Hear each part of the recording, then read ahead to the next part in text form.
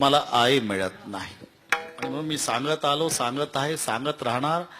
ज्याची आई मरण पावली त्यानं समजावं सुखाचा समुद्र आटला. जगातलं सुख संपलं ज्याची आई वारली. तुम्ही किती मोठा व्हा, स्वकर्तृत्वानं महाराष्ट्रभर फिरा आणि तुमच्या पाठीवरून मोठमोठ्या लोकांनी शाबासकीची थाप मारू द्या, पण तुमच्या अशिक्षित आईच्या शाबासकीत जे प्रेम आहे ते टाटा बिर्लाच्या शाबासकीत नाही, एवढं लक्षात ठेवा. बस आई ती आई, तिच्या प्रेमाची सर रंभेला येणार नाही. जेव्हा सुभद्रा रडू लागली युद्धामध्ये अभिमन्यू मेल्यावर, आणि श्रीकृष्ण भगवान समजूत घालतात, रडू नको सुभद्रे. का देवा? अर्जुनासारख्या वीराची बायको आहे तू, पंडू राजाची सून आहे आणि परमेश्वराची बहीण आहे सुभद्रे, रडणं शोभत नाही तुला. देवा, हे नाते पाठ आहेत रे मला. मग मी अर्जुनाची बायको नाही रडत देवा, पंडूराजाची सून नाही रडत देवा,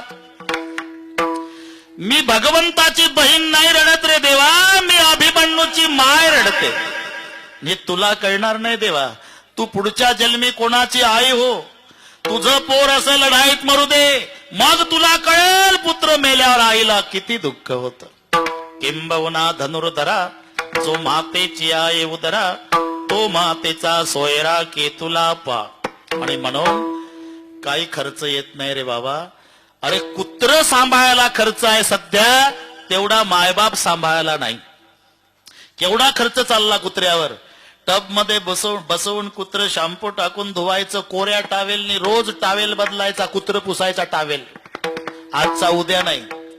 वाटेल ते खाऊ घालायचं कुत्र्याला, आणि सायंकाळी 6 वाजता एसीच्या गाडीत पुढच्या सीटवर बसून फिरवून आणायचं कुत्र. याचं कुत्र एसीच्या गाडीत बसून फिरतं आणि याचा बाप न याची आई वृद्धाश्रमात परवाच्या भाकरी खाते. विचार करा. म्हणून कीर्तन संपल्यावर घरी जा आणि मंडईच्या पाया पडा. ती म्हणाल काय डोक्यात फरक झाला का काय तुमच्या?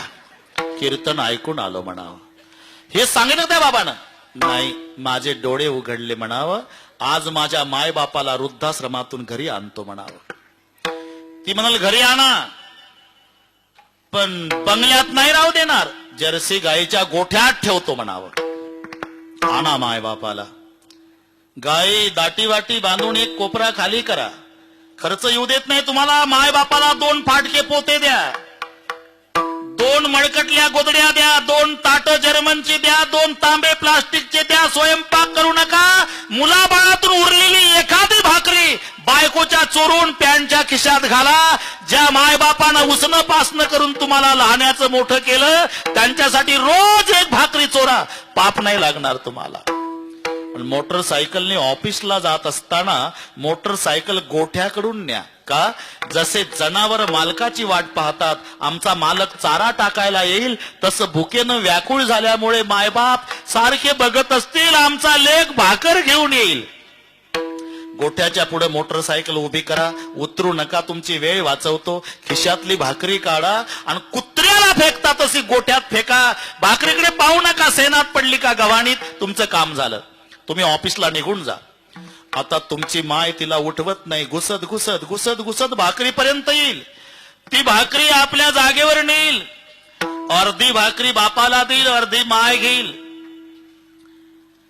दोघाच्याही मुखात दात नाही, भाकरी चावत नाही, भाजी नाही. दोघही ताकद लावून मायबाप आपापल्या अर्ध्या अर्ध्या भाकरीचा ताटात भुगा करतील, त्याच्यात पाणी वततील आणि भाकरी खाताना एकमेकाकडे पाहून डबडबल्या डोळ्यानं. तेव्हा माय म्हणल का हो, 4 वर्ष होतो आपण वृद्धाश्रमात, तिथल्या खाकी कपडेवाले कर्मचारी सेवा करायचे, रोज गरम चपात्या दुपारी द्यायचे हो. इथं 4 महिन्यापासून गोठ्यात कुत्र्यासारखी भाकरी फेकतोय आपला दादा. तरी बाप सांगल रडून, म्हातारे खरं सांगू, पांडुरंगाची शपथ घेऊन सांगतो मी तुला, 4 वर्ष त्या गरम चपात्यात मला आनंद वाटत नव्हता. तो माझ्या फेकलेल्या माझ्या दादाच्या भाकरीत वाटतो का? भाकर माझ्या दादानं दिली म्हणाल भाकर, माझ्या लेकानं दिली म्हणून भाकर, माझ्या राजानं दिली म्हणाल. अरे कुत्र किती प्रेमानं सांभाळा, चावल्याशिवाय राहणार नाही. माय बापाला फेकून भाकरी वाढा, आशीर्वाद दिल्याशिवाय मरणार नाही. मी रोज 10 मिनिट महाराष्ट्रभर मायबापासाठी घेतो. माझी वैयक्तिक भावना आहे, माझ्या शब्दाचा 10 जरी जवानांवर परिणाम झाला